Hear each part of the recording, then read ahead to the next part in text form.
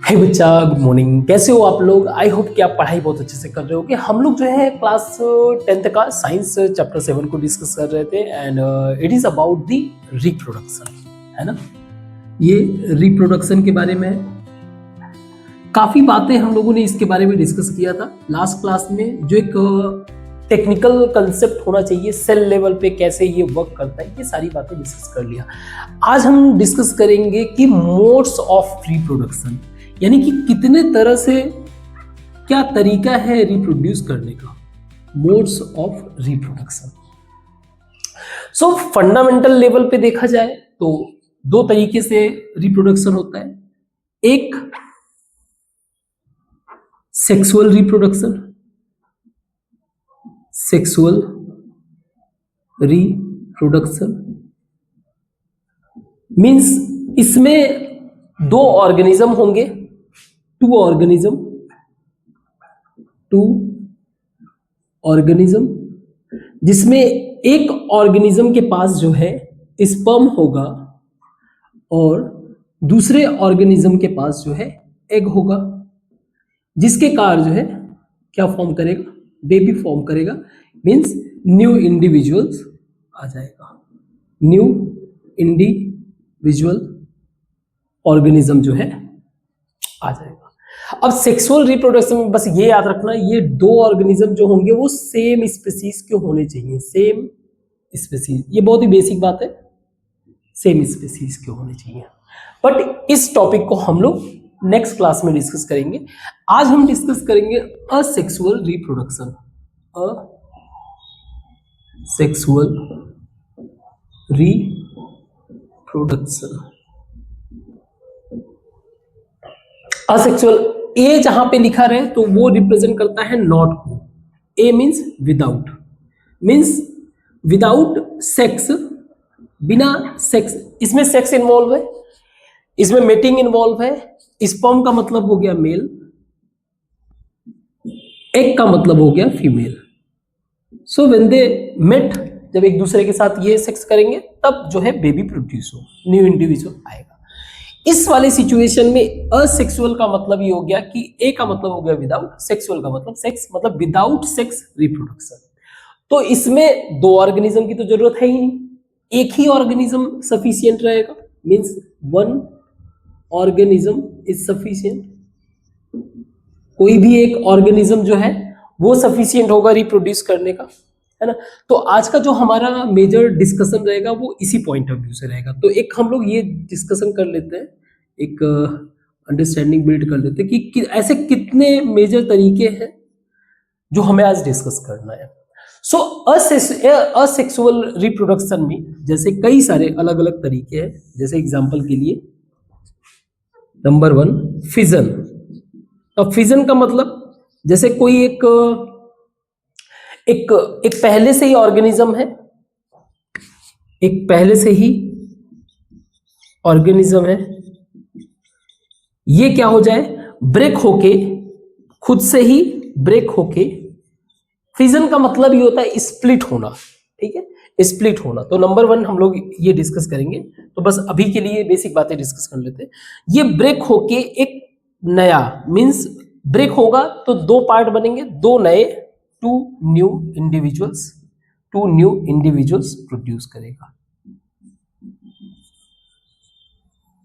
तो ये आपका क्या हो गया, फिजन। बहुत ही माइन्यूट डिफरेंस होंगे, ठीक है, जो अलग अलग जिनके मैं नाम यूज करूंगा। सेकेंड है आपका फ्रेगमेंटेशन।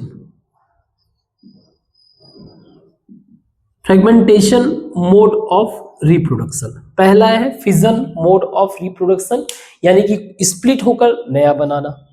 फ्रेगमेंट में क्या होगा कि इसमें नेचर ही ऐसा होगा, कोई एक ऑर्गेनिज्म ग्रो कर रहा है,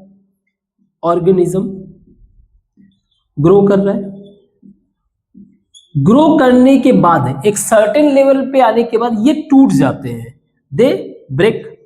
बट इसका आप ऐसे मत समझना, ब्रेक, यहाँ पे ब्रेक जो है स्प्लिट होना वो अलग है, यहाँ पे ब्रेक होना अलग है। आप ऐसे समझो, जैसे एक ऑर्गेनिज्म है वो इतना बड़ा ऐसे ग्रो किया, अब यहां से ये ब्रेक हो गया, ठीक है, फ्रेगमेंट में कन्वर्ट हो गया, अलग अलग पार्ट में कन्वर्ट हो गया। अब ये एक नया है, ये भी एक नया है, और ये भी एक नया ऑर्गेनिज्म है। So the point is this, ठीक है, गुड। तो दूसरा हमारा फ्रेगमेंटेशन होगा। तीसरा, थर्ड हमारा होगा रीजनरेटिव। अब जैसे ये तो मान लो ये ऑर्गेनिज्म का ही नेचर होगा कि वो एक सर्टेन लेवल पे आने के बाद वो ब्रेक होगा, ठीक है, एक नया इंडिविजुअल बन जाता है। लेकिन रीजनरेटिव वाले केस में क्या होगा कि अगर कोई एक इंडिविजुअल है, ठीक है, कोई एक ऑर्गेनिज्म है, कोई एक इंडिविजुअल ऑर्गेनिज्म है, अब वो एक्सीडेंटली ब्रेक हो गया, टूट गया, तो जो टूटा हुआ पार्ट है उसको छोड़ दो, जो रियल जेन्युइन पार्ट था वो वापस से क्या होगा, रीग्रो होने लगेगा। तो ये भी एक तरह से असेक्सुअल है, लेकिन इसको आप असेक्सुअल में भी कंसीडर नहीं करेंगे। यूजुअली ये क्या होता है, रीग्रोथ के लिए, इसके अलावा जैसे कोई मेंटेन करने के लिए खुद को, ये एक नेचर होता है ऑर्गेनिज्म का कि वो अपने आप को, अगर वो ब्रेक भी हो जाए तो अपने आप को क्या कर ले, रीजनरेट कर लेगा, ठीक है। तो ये भी एक मेथड है, बट नॉट एग्जैक्टली ये असेक्सुअल रिप्रोडक्शन में नहीं कंसीडर करें इसको, बस रीग्रो के लिए और खुद को मेंटेन करने के लिए। बट ये डिस्कशन में हमारे आएगा, ठीक है, क्योंकि कहीं ना कहीं हम जो है जब एक ऑर्गेनिज्म ग्रो हो रहा है और वो कट गया तो ये एज्यूम करेंगे ना कि वो फिर डेड हो जाना चाहिए, लेकिन नहीं, वो फिर से आगे ग्रो करता रहता है। नेक्स्ट है आपका फोर्थ है वेजिटेटिव।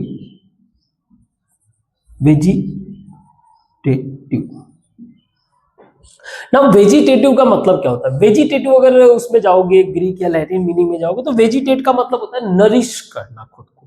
तो होता क्या है कि जब कोई प्लांट, कोई ऑर्गेनिज्म प्लांट, तो उसका अगर प्लांट का कोई रूट, शूट या फिर लीफ, इनसे एक नया का मतलब, जैसे मान लीजिए मैंगो का प्लांट है, ठीक है, अगर उसके रूट से ही अगर एक नया मैंगो बन जाए, या फिर रोज का प्लांट या कोई भी बन जाए, तो ये वेजिटेटिव, मतलब उसके रूट को हमने कट करके, रूट का इस्तेमाल करके एक नया बना लिया, उसके शूट का इस्तेमाल करके एक नया ग्रो कर लिया, चाहे लीफ, तो ये वेजिटेटिव पार्ट है। इनके थ्रू अगर एक नया ऑर्गेनिज्म डेवलप हो रहा है, we can say that it's a asexual reproduction। और इसका बहुत ही ज्यादा सिग्निफिकेंस है, हम लोग देखेंगे भी कैसे टिश्यू कल्चर वगैरह का इस्तेमाल करके जो है एग्रीकल्चर वगैरह या फिर प्लांटिंग वगैरह किया जाता है, ठीक है। नाउ नेक्स्ट है आपका फिफ्थ है बडिंग। नाउ बडिंग जो है ये भी ऐसे ही है जैसे फिजन की तरह है, लेकिन इसमें खास बात ये है, लाइक फिजन समझ लो, इसमें खास बात ये है कि कोई एक ऑर्गेनिज्म है छोटा सा, ठीक है, कोई एक ऑर्गेनिज्म है छोटा सा, मान लीजिए ये ऑर्गेनिज्म है, इसमें एक छोटा सा बड मतलब कली जैसे सुने होंगे, छोटा सा बड ऐसे फॉर्म करता है, ठीक है। अब ये बड फॉर्म किया, आगे चल के धीरे धीरे जो है ये बड ग्रो करता जाएगा, और एक ऐसा टाइम आएगा कि आफ्टर सर्टेन टाइम ये जो है क्या हो जाएगा, डिटैच हो जाएगा। तो एक तरीके से न्यू ऑर्गेनिज्म बन गया, न्यू इंडिविजुअल फॉर्म हो गया। तो ये भी रिप्रोडक्शन में ही आता है ना, असेक्सुअल रिप्रोडक्शन में ही आता है। सो 5 हो गए। एक और है आपका स्पोर फॉर्मेशन।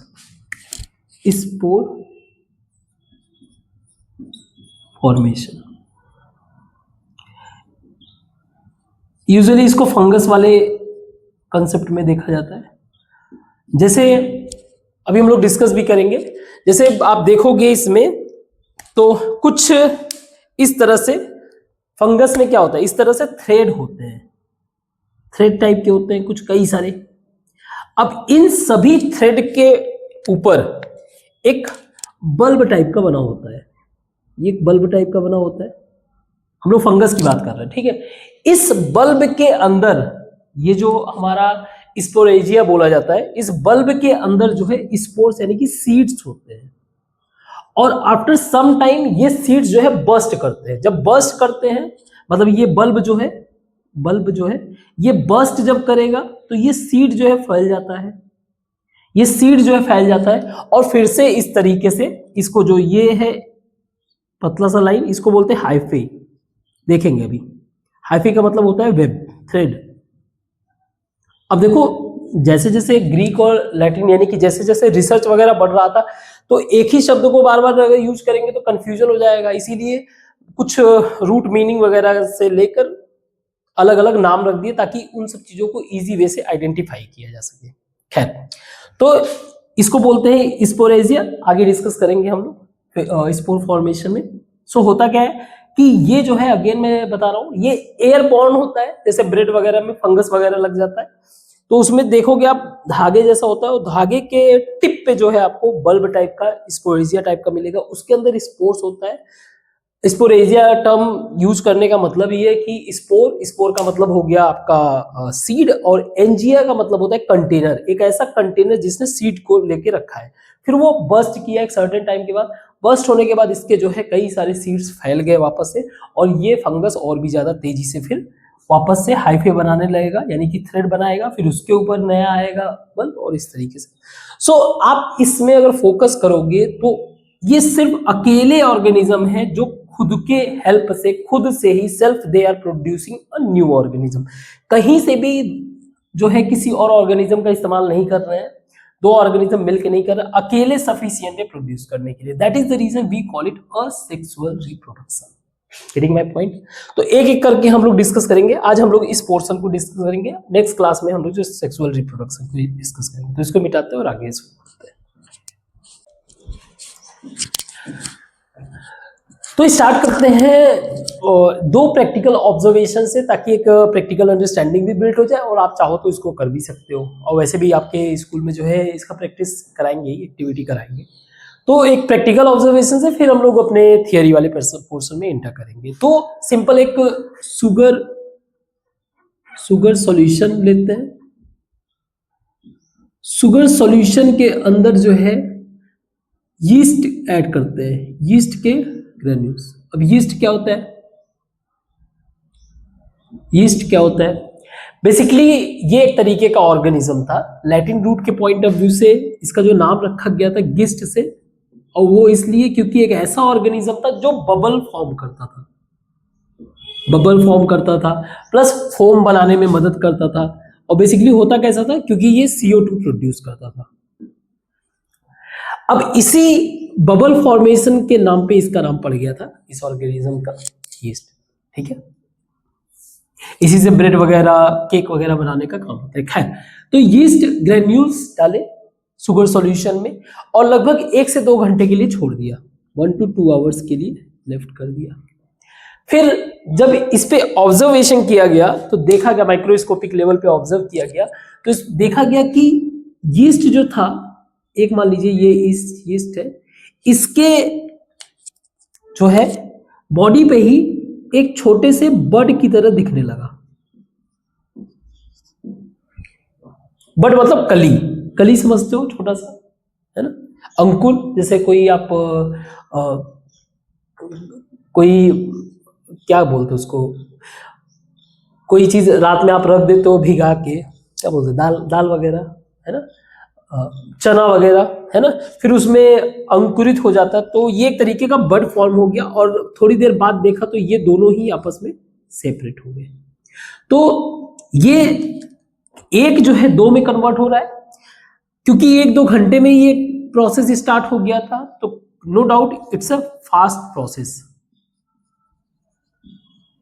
प्रोसेस इनिशियली, और फिर धीरे धीरे ये फिर एक न्यूट्रलाइज फेज में चलता रहता है। बट ये एक मेथड था जिससे क्या हो रहा है, न्यू इंडिविजुअल फॉर्म हो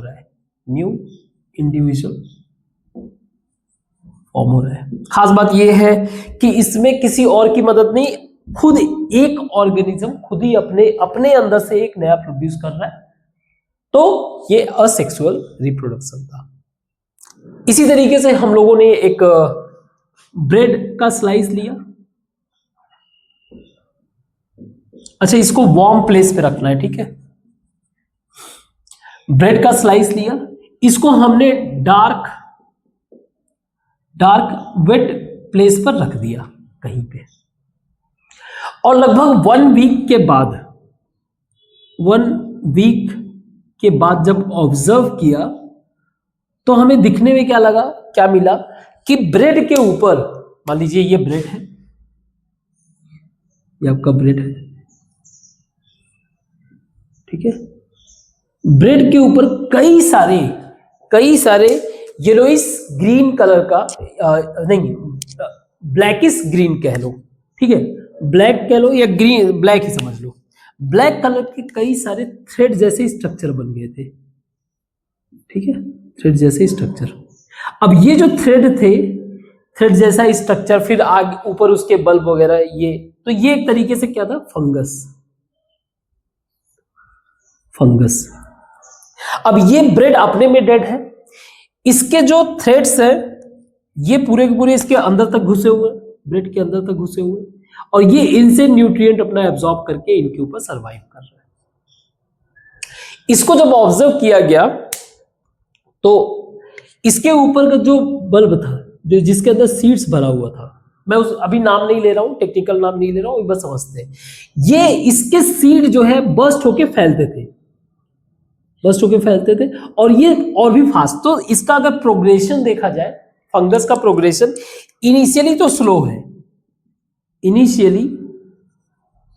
है, क्योंकि after 1 week you can observe कि कई सारे थ्रेड जैसे स्ट्रक्चर दिख रहे हैं, लेकिन उसके बाद क्योंकि कई सारे सीड्स एक ही बार में फैल के पूरे ब्रेड पे कवर कर ले रहे, तो बाद में बहुत ही फास्ट प्रोसेस है।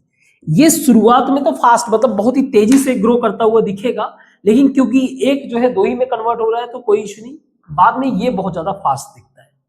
तो कहीं ना कहीं ये भी एक नया, इसके हेल्प से जो सीड्स वगैरह फैल रहे हैं, इसकी हेल्प से न्यू इंडिविजुअल फॉर्म हो रहा है,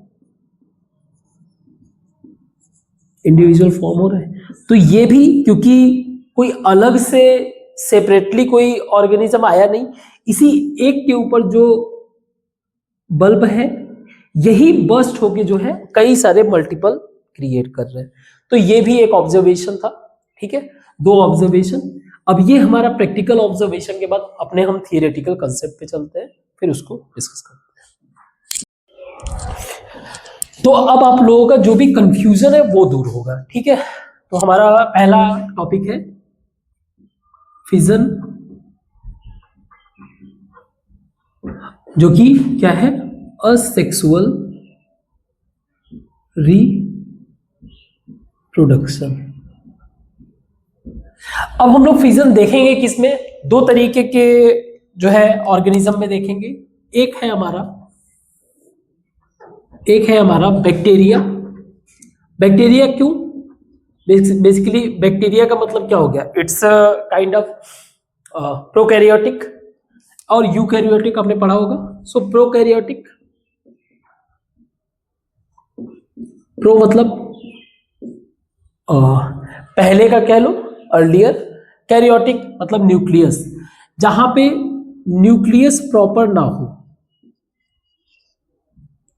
नो न्यूक्लियस। दूसरा आपका हो जाएगा प्रोटोजोआ। तो प्रोटो का मतलब होता है ये भी अर्ली, और जोआ का मतलब होता है लाइफ, तो अर्ली लाइफ, प्रोटो मतलब अर्ली फर्स्ट, जोआ का मतलब होता है, जोआन कर देते, जोआन का मतलब होता है लाइफ। और ये किस तरीके का, यूकैरियोटिक, मींस ऐसा ऑर्गेनिज्म जिसमें न्यूक्लियस प्रॉपर न्यूक्लियस अवेलेबल है। अब इन दोनों में जो है 2 तरीके के फिजन देखने को मिलता है। एक मतलब फिजन के टाइप कितने हुए, 2 तरीके का, एक है बाइनरी फिजन एंड अदर है आपका मल्टीपल फिजन।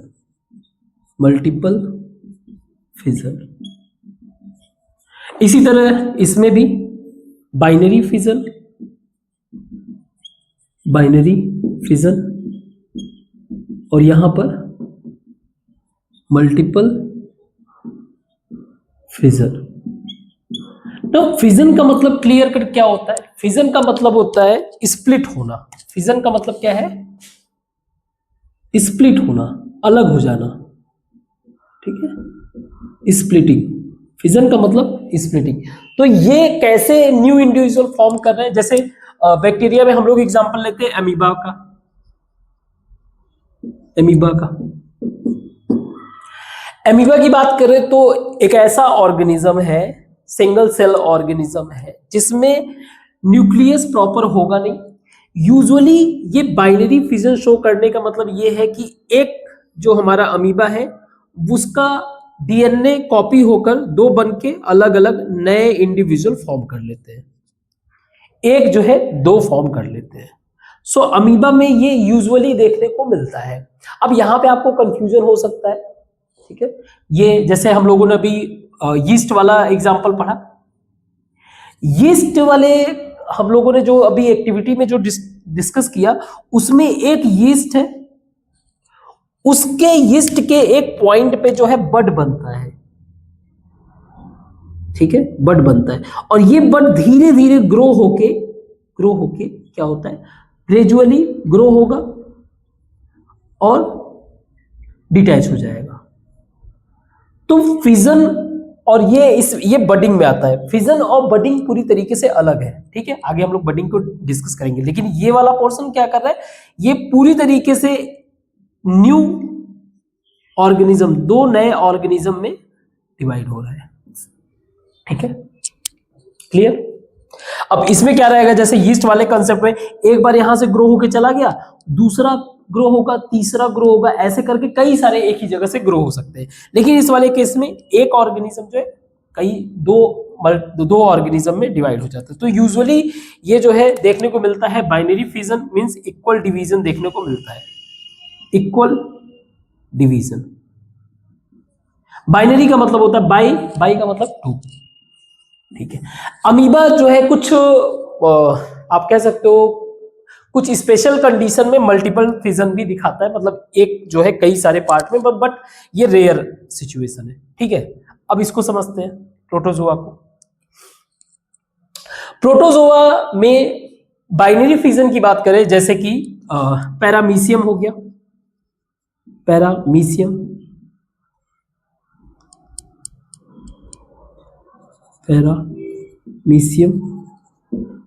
सो पैरामीशियम का मतलब क्या है? पैरा का मतलब हो गया साइड, पैरा का मतलब हो गया साइड, और मीशियम जो टर्म है वो रिप्रेजेंट करता है लॉन्ग। तो एक ऐसा ऑर्गेनिज्म है जो थोड़ा सा लॉन्ग है, पहला चीज। दूसरा, क्योंकि ये प्रोटोजोआ का पार्ट है इसलिए इसके अंदर प्रॉपर न्यूक्लियस होगा, क्लियर कट न्यूक्लियस होगा, ठीक है। बाइनरी फिजन का मतलब ये हो गया कि एक न्यू न्यूक्लियस फॉर्म करेगा, इसमें न्यू न्यूक्लियस फॉर्म करेगा। जैसे मान लीजिए ये हमारा एक नया न्यूक्लियस फॉर्म किया, मैंने एक प्रोटोजोआ लिया जिसका नाम है पैरामीशियम, ठीक है। पैरामीशियम क्यों नाम है? क्योंकि वो दिखने में लॉन्ग है, ठीक है। और ये जो है नया बनाया और ये अलग हो गया, एक सेपरेट अपना न्यूक्लियस लेके और दूसरा अपना न्यूक्लियस लेके, ये दो अलग बन गए, क्लियर है। अच्छा, इसमें और इसमें दिक्कत ये है, दोनों ही सिचुएशन में कोई फिक्स पोजीशन नहीं है कि कहां से ये डिवाइड होंगे।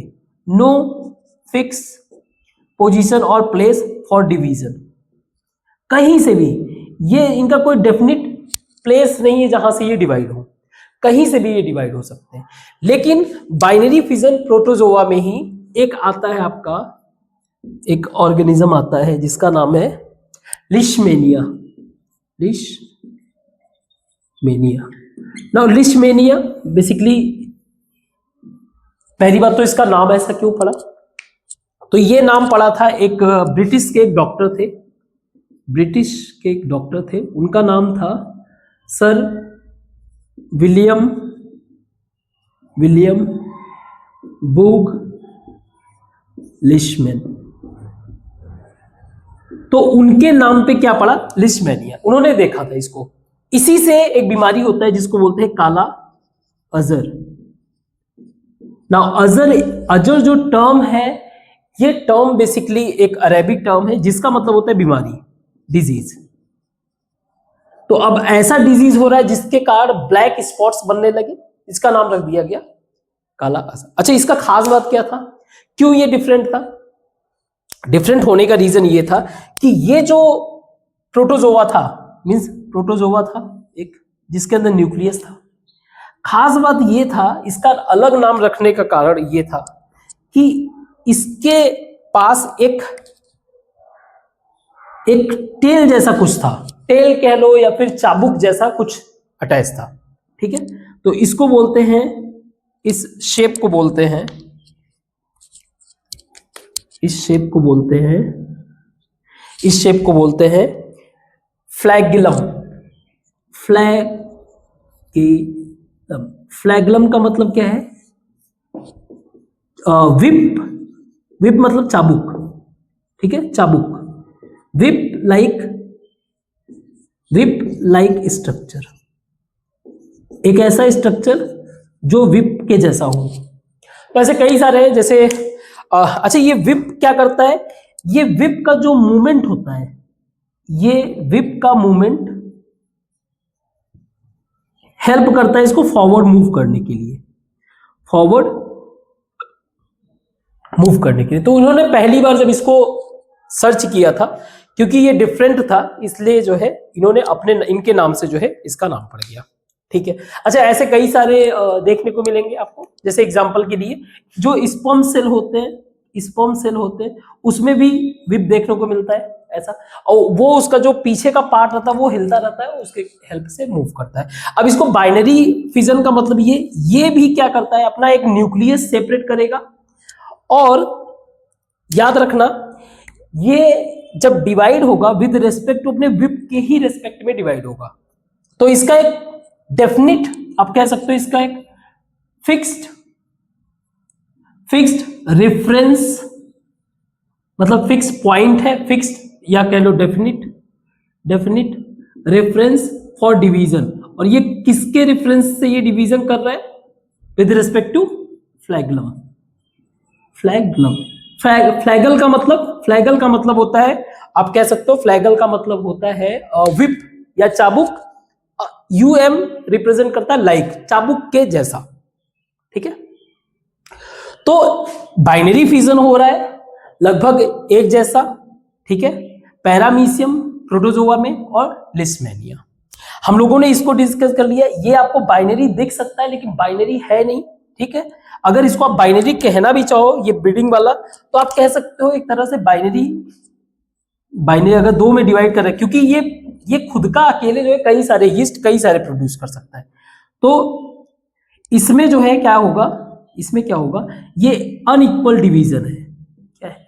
Unequal division. ये लगभग इक्वल डिवीजन, क्योंकि वैसे भी इतने छोटे रहते हैं कि लगभग एक ही साइज के दिखते रहते हैं। तो ऐसे प्रोटोजोआ में हमने देख लिया, और बैक्टीरिया। अब आते हैं हम मल्टीपल फिजन को डिस्कस करते हैं। ठीक है, इसको मिटाते हैं।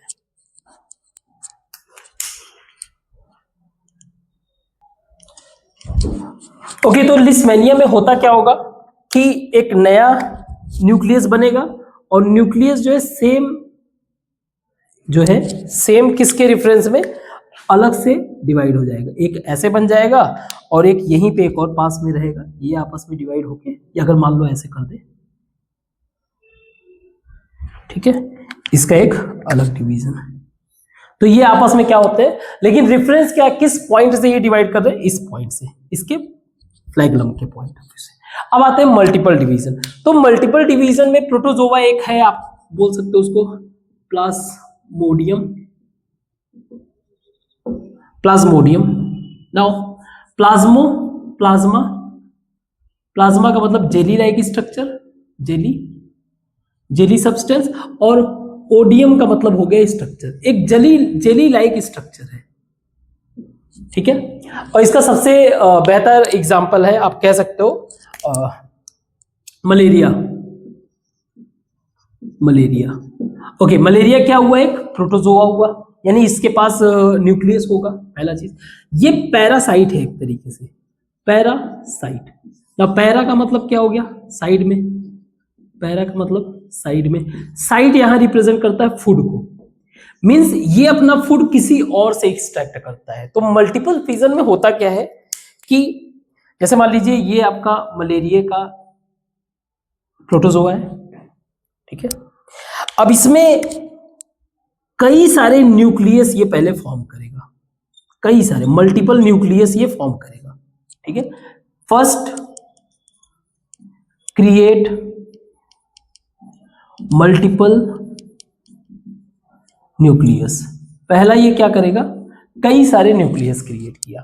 अब सारा न्यूक्लियस क्रिएट करने के बाद एक ही बार में नाउ साइटोप्लाज्म जो है इसका, साइटोप्लाज्म पूरा जो भरा हुआ है, साइटो सेल प्लाज्म लिक्विड, ठीक है। जो सेल के अंदर जेली लाइक सब्सटेंस है, ये साइटोप्लाज्म क्या हो जाएगा? अब जो है अलग अलग डिवाइड हो जाएगा। तो एक एक सेल के साथ, एक एक न्यूक्लियस के साथ क्या हो गया? डिवाइड हो गया। तो एक ही बार में कई सारे बन गए। समझ में आया बात? क्लियर है? एक ही साथ में, एक ही बार में कई सारे मल्टीपल डिवीजन हो गया। तो मलेरिया की जो बीमारी है ये इसी तरीके से बहुत ही फास्ट ग्रो करती है ना, बहुत ही तेजी से फैलता है। Clear? Multiple division, multiple fission, I hope ये समझ में आया होगा आपको, ठीक है। एक एक करके आप छोटी छोटी अलग अलग डिफरेंस करके आप लिखोगे, बनाओगे तो आसानी से समझ में भी आ जाएगा, ठीक है। तो ये था हमारा फिजन, इसको मिटाते हैं और आगे डिस्कस करते हैं सेकंड। तो हम लोगों ने फिजन के बारे में डिस्कस किया। फिजन का खास बात ये था कि उसमें हम लोग सिर्फ यूनिसेल्युलर देखे। अब हम लोग आगे बढ़ते हैं, मल्टी सेल्युलर देखते हैं, जिसमें कई सारे सेल्स हो। मल्टी सेल्युलर ऑर्गेनिज्म, तो उसका रिप्रोडक्शन का सबसे पहला मेथड है फ्रेगमेंटेशन। फ्रेगमेंटेशन,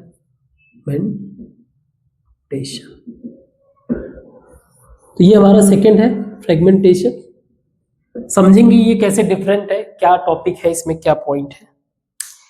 तो इसके लिए सबसे पहले एक्टिविटी करते हैं कि कोई एक ऐसा वाटर पॉन्ड, कोई ऐसा वाटर बॉडी कह लो, कोई पॉन्ड या लेक जो दिखने में ग्रीन हो पूरी तरीके से, उसमें से कुछ पानी लेके आ जाओ आप, ठीक है। अब उस पानी को लाए आप, तो उसको माइक्रोस्कोपिक से देखा गया, माइक्रोस्कोपिक स्कोप से देखा गया, माइक्रोस्कोपिक व्यू में अगर देखा गया तो पाया गया कि उसमें, उसके अंदर जो है कुछ ऐसा स्ट्रक्चर है, स्पाइरल टाइप का स्ट्रक्चर है, स्पाइरल टाइप का स्ट्रक्चर है, इस तरीके का, ठीक है। कह लो इसको थ्रेड जैसा, स्पाइरल थ्रेड जैसा स्ट्रक्चर है। क्योंकि इसमें कई सारे थ्रेड है तो इसको बोला गया फिलामेंटस। क्या बोला गया? फिलामेंटस। और इसके थ्रेड को थोड़ा सा और डीप देखा गया तो उसके अंदर कुछ ऐसा स्पाइरल स्ट्रक्चर, ठीक है।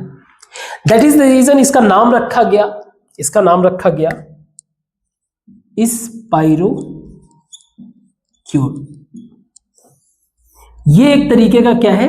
एल्गा। एल्गा का मतलब होता है, एल्गा का मतलब होता है, आप कह सकते हो सी वीड, मतलब पानी में पाए जाने वाले घास, सी वीड इसका मतलब होता है ना। स्पाइरोगेरा का मतलब क्यों पड़ा इसका नाम? अगेन स्पाइरो टर्म का मतलब हो गया स्पाइरल, स्पाइरल। गेरा का मतलब हो गया आपका रिंग। गायरोस, गायरोस का मतलब हो गया रिंग। तो रिंग जैसा स्ट्रक्चर देखने को मिल रहा है। खास बात यह है कि इसमें मल्टीपल सेल है, इट हैज मल्टीपल सेल, कई सारे सेल हैं। लेकिन अगर आप ऑब्जर्व करोगे पूरे स्ट्रक्चर में किसी भी तरीके का नो डिफरेंट अलग तरीके का टिश्यू नहीं दिख रहा है, नो डिफरेंट टिश्यू, मतलब एक ही स्ट्रक्चर है। तो हम मल्टीपल सेलुलर ऑर्गेनिज्म की तरफ तो डिस्कस कर रहे हैं, मूव कर रहे हैं, समझ रहे हैं, लेकिन इसमें अलग, जैसे हमारे ह्यूमन बॉडी ले लो, ह्यूमन बॉडी भी एक तरीके से मल्टीपल सेल ऑर्गेनिज्म है, और हमारे बॉडी में कई सारे डिफरेंट ऑर्गन्स होते हैं, यानी कि डिफरेंट टिश्यूज होते हैं, और इन डिफरेंट टिश्यू का अलग अलग फंक्शन होता है। बट यहां पे आप समझो, यहां पे कई सारे सेल्स तो हैं, लेकिन कोई डिफरेंशिएट करने के लिए अलग अलग टिश्यू नहीं है, सेम है, मींस सबका फंक्शन क्या है, means all have same function. तो इनका फंक्शन क्या है, देखो इसके अंदर जो पाया गया, क्योंकि ये ग्रीन है तो इसमें क्लोरोफिल पाया गया, ठीक है, they had chlorophyll,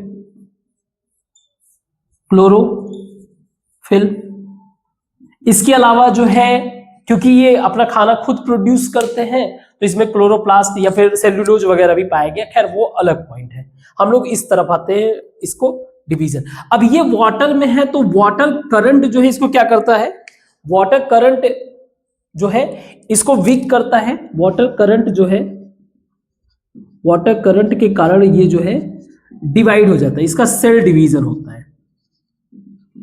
cell division भी मत कहो, इसका स्ट्रक्चरल डिवीजन, स्ट्रक्चरल डिवीजन, इसका स्ट्रक्चर डिवाइड होता है, ठीक है, स्ट्रक्चर डिवाइड हुआ।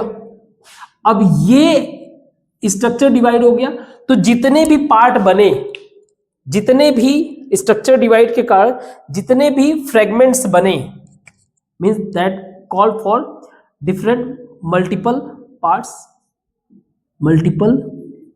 पार्ट्स। ये जो मल्टीपल पार्ट्स बन रहे हैं, जैसे 1 2 3, ये क्या है, फ्रेगमेंट्स। ये सब के सब, क्योंकि सबके पास जो है एक ही तरीके का सेल है, they are capable to grow, now they are capable to grow itself, now they are capable to grow itself, खुद में ये सक्षम है कि अब ये ग्रो करेंगे। तो ग्रो करके फिर से, जैसा ये वाला है, फिर से एक बड़ा स्ट्रक्चर बनेगा, फिर बाद में ये ब्रेक हो जाएगा, बात समझ रहे हो? तो एक कर क्या रहे हैं, एक तरीके से न्यू ऑर्गेनिज्म प्रोड्यूस हो रहा है, न्यू ऑर्गेनिज्म प्रोड्यूस हो रहा है, बट किसी भी तरीके का कोई अलग ऑर्गेनिज्म तो इसमें इन्वॉल्व हुआ नहीं, या कोई सेक्सुअल इंटरेक्शन तो हुआ नहीं, सो ये क्लियर है, asexual reproduction. But basic difference आपको समझ में आना चाहिए, बेसिक और इंपॉर्टेंट पॉइंट इसमें ये है कि इसके जितने भी सेल हैं वो सबके सब एक जैसे हैं, सबके पास काम एक ही तरीके का है, इसलिए कोई दिक्कत नहीं, ये सारे के सारे टूट के अपना अलग हो गए। ये अदर मल्टीपल सेल में क्यों नहीं हो सकते, क्योंकि मल्टीपल सेलुलर ऑर्गेनिज्म होते हैं उनमें कई सारे अलग अलग ऑर्गन्स होते हैं, तो उसमें हमें फ्रेगमेंटेशन नहीं दिखेगा, हमें सिर्फ फ्रेगमेंटेशन उन्हीं ऑर्गेनिज्म में दिखेगा जिनके सारे के सारे सेल एक जैसे हों and they all have a same function, सबके पास जो है एक जैसा काम होगा। So that is the basic difference, ठीक है। तो आज के लिए बस इतना ही रखते हैं, चीजों को ज्यादा हैवी नहीं होने देते, आप इसको जो है रिवाइज करो, अच्छे से नोट डाउन करो, आगे के पॉइंट को, आगे के टॉपिक को हम लोग कल डिस्कस करेंगे, रिमेनिंग पार्ट जो बचा हुआ है, ठीक है, ताकि ज्यादा हैवी ना हो, इजी वे से हम लोग जो है अपने नॉलेज को मूव कराएंगे, ठीक है। तो अभी के लिए थैंक यू।